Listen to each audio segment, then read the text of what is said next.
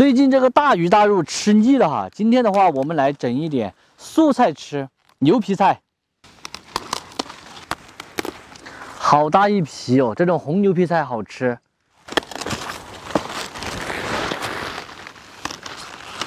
来，学娘，你拿点这个去吃，扣儿。煮9点这红牛皮菜。煮9点啊？嗯，煮9点炒了泡。我小一点。啊？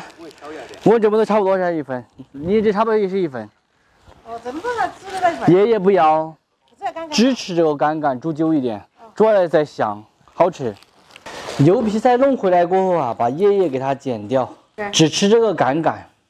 我们家的这个小宝贝又来看我做菜了，每天就只知道吃，又拿个什么在啃呢？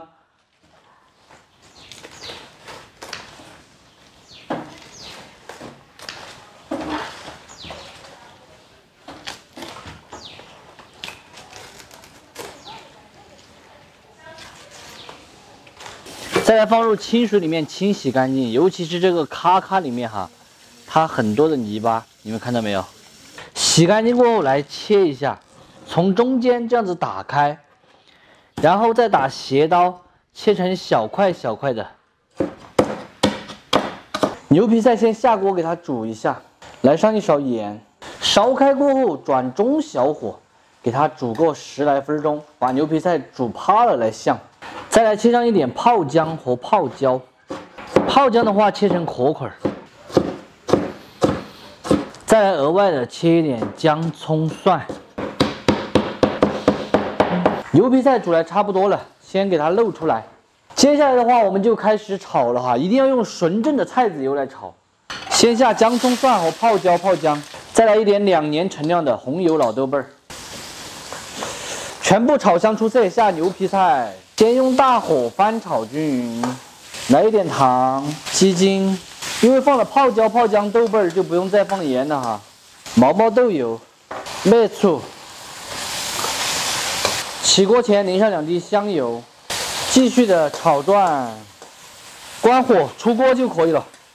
巴适得很哈，看起来就很安逸哈。最后撒一点性感的葱花就可以开吃了哈。咱们今天的农家牛皮菜就算做好了，真子做出来哈，非常的开胃，酸辣的，超级的好吃下饭，川味的家常味，永远的经典不过时。这个方法呢，还可以炒其他根茎类的蔬菜，当然白色的牛皮菜也是同样的炒法，也好吃。喜欢的朋友可以收藏着哈，有时间的时候自己去告一下嘛。现在牛皮菜正是大量上市的时候，不喜欢的就免费看完撒锅了。不可以了，你前面这里有菜菜的，你现在不会用筷子。旁边嘛有牛皮菜，好了嘞，好吃。好吃。有的朋友问这个牛皮菜用不用丝巾啊？不用丝的，这种是专门种来吃的，所以就不用丝巾。那种的那种喂猪的那老品种那种叫，但是那种产量更高，知道吗？很大一批，很大一批的。是不是？泡椒、泡姜香。来，把我抠下来了。